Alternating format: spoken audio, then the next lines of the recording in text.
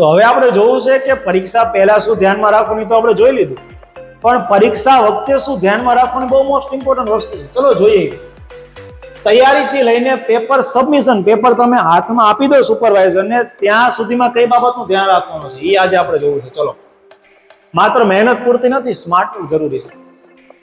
એમ તો એવું પણ છે, વિચાર વિસ્તાર એવો પણ મેં સાંભળેલો, સિદ્ધિ તેને જઈ વરે જે પરસેવે નહાય. મતલબ જે વ્યક્તિ પરસેવાથી નહાય, જે ખૂબ મહેનત કરે એ ખૂબ રૂપિયાવાળો બને, ખૂબ સિદ્ધિ મળે. એને એવું હોય તો બધા મજૂર અને દાડિયા કરોડપતિ હોય. મહેનત એવી યોગ્ય દિશામાં કરવાની છે, બરોબર છે. આડેધડ ગધા મજૂરી નથી કરવાની, સ્માર્ટ વર્ક કરવાનું છે. તૈયારી જોરદાર હોવી જોઈએ તમારી.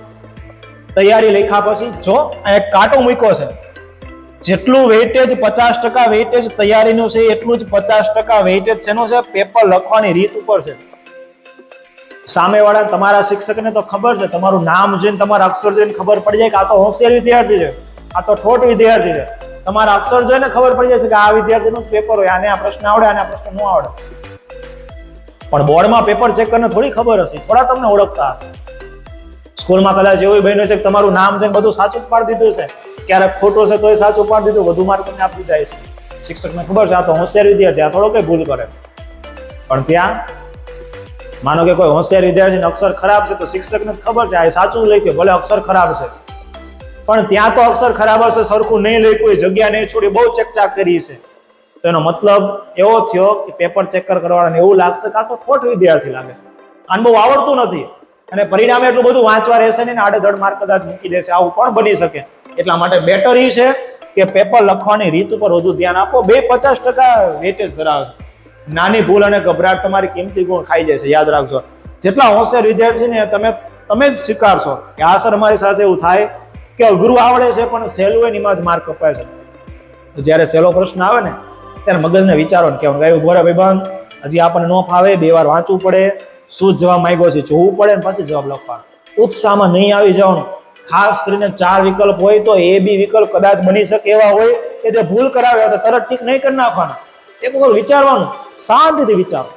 તમને એમ લાગે કે આમાં હજી વિચારવું પડે તો પ્રશ્નને ઘડી સ્કીપ કરો, બીજા પ્રશ્નમાં આગળ આવતા રહો. એકને એક પ્રશ્ન પર અટકાઈ ન રહો, એ હમણાં આપણે જોશું આગળ. તો આવી 9 સામાન્ય ભૂલો જે છે ને ટાળવાની સચોટ રીતો છે, જે આપણે જોશું. આપણે કઈ એવી ભૂલો છે જે તમે કરતા હશો. પહેલો તબક્કો છે, પહેલી 15 મિનિટ તમને આપશે, કેમ કે છે પેપર વાંચો. આપણે ખાલી પેપર વાંચવાનું નથી, લોકો એમ જ કહેશે પેપર વાંચશે. આપણે ખાલી વાંચવાનું નથી, આપણે શું કરવાનું છે? પ્લાનિંગ કરવાનું છે કે આ પેપરમાં મારે કેમ લખવાનું છે, કયો સેક્શન પહેલા લખાય એવો છે, કયો પ્રશ્ન મને આવડે છે, કયો પ્રશ્ન મારે સ્કીપ કરી દેવાય. જો તમે વધુ પડતા ગભરાઈ જાઓ છો, તમે ચિંતામાં આવી જાઓ છો, તો તમારે કોઈ મોટા સેક્શન ઉપર જોવાનું થતું જ નથી. દાખલા તરીકે ઇંગ્લિશના પેપરની અંદર તમને ગભરાટ રહેતી હોય, આખું વર્ષ દરમિયાન આ ગભરાટ હજી દૂર ન થઈ હોય, તો કે 2-3 મિનિટમાં કે 2-3 દિવસમાં ગભરાટ દૂર નથી થવાની. તો પેપર ચેક કરવાનું જ્યારે કેમ ત્યારે તમારે સેક્શનની ચેક જ નહીં કરવાનું. ચિંતા શું હોય કે આપણે આખા વર્ષ દરમિયાન અથવા શિક્ષકે આપેલા આઈએમપી નિબંધ પૂછાય છે કે નહીં પૂછાય. માનો કે એવો નિબંધ આવી ગયો કે શિક્ષકે આઈએમપી આપ્યો તો એના સિવાય એવું કે નિબંધ પૂછાણો જ નહીં, કે બીજો જ નિબંધ પૂછાઈ ગયો.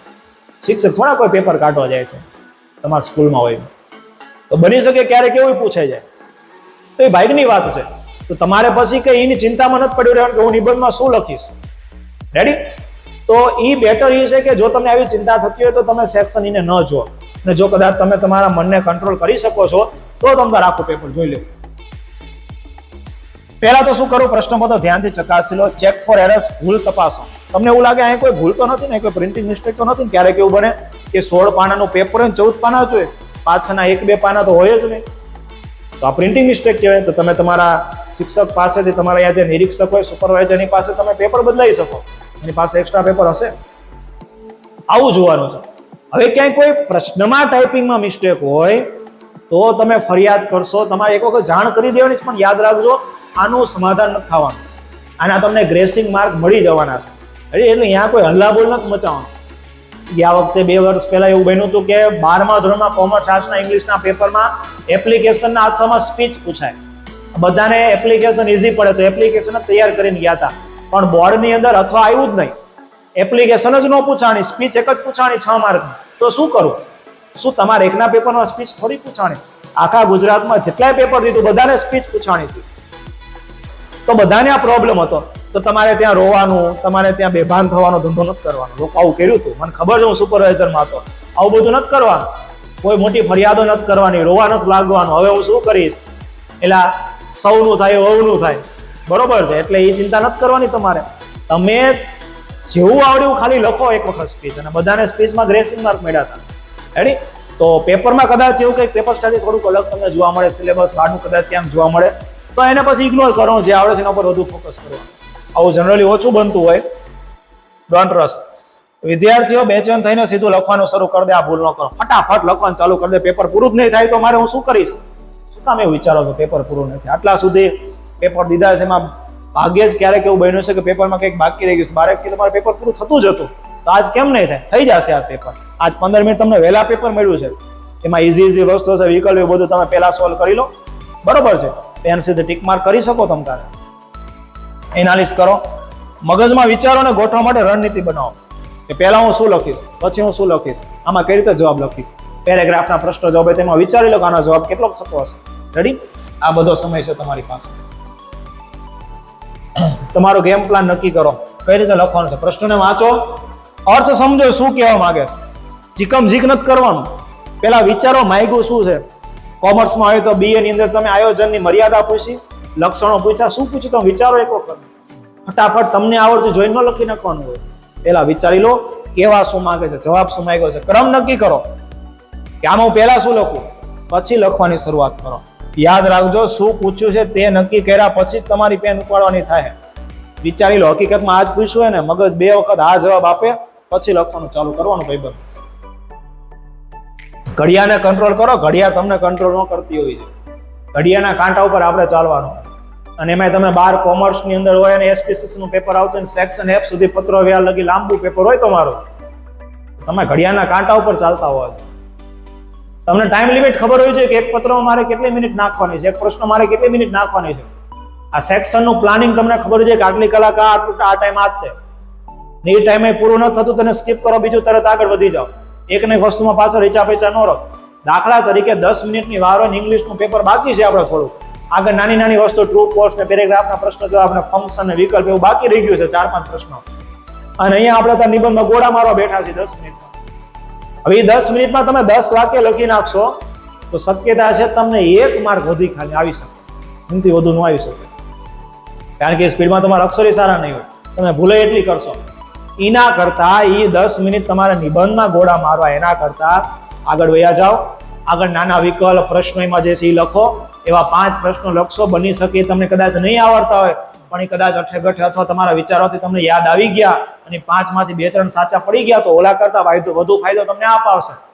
એટલે પાછળ સમય બાકી રહે, વોર્નિંગ બેલ પડે ત્યાં તમારે સપ્લી બાંધી લેવાની છે. અને જે નાની નાની વસ્તુ પહેલા પૂરી કરી નાખો, પછી પેપર ઉઘરાવો ત્યારે તમે નાની વસ્તુ લખતા ન હોવા જોઈએ, ત્યારે તમે મોટી વસ્તુ લખતા હોવા જોઈએ પાછળ, બરોબર છે. એટલે સમયનું વિભાજન કરો. ચેતવણી, જો તમે સમય ઉપર ધ્યાન નહીં આપો તો છેલ્લે આવડતા પ્રશ્નો પણ છૂટી જશે. તો શું કરવાનું છે? કઈ નથી કરવાનું મિત્ર. તમારે તમારી ઘડિયાળ સાથે લઈ જવાની છે.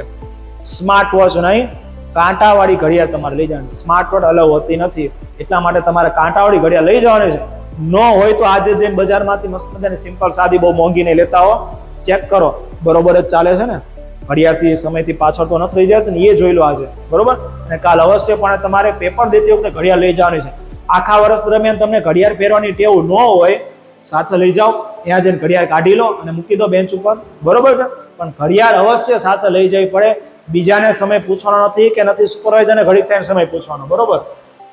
જો બધાને તમે સમય આપો, સેક્શન A, સેક્શન B હોય, સેક્શન C માં મોટા પ્રશ્નો આવતા હોય, રિવ્યુના માટે 15 મિનિટ આપો છેલ્લે. અને સેક્શન C એમાં તમારે જે મોટા પ્રશ્ન આવતા હોય તો એમાં તમારે સમય અલગ રીતે ફાળવો છે.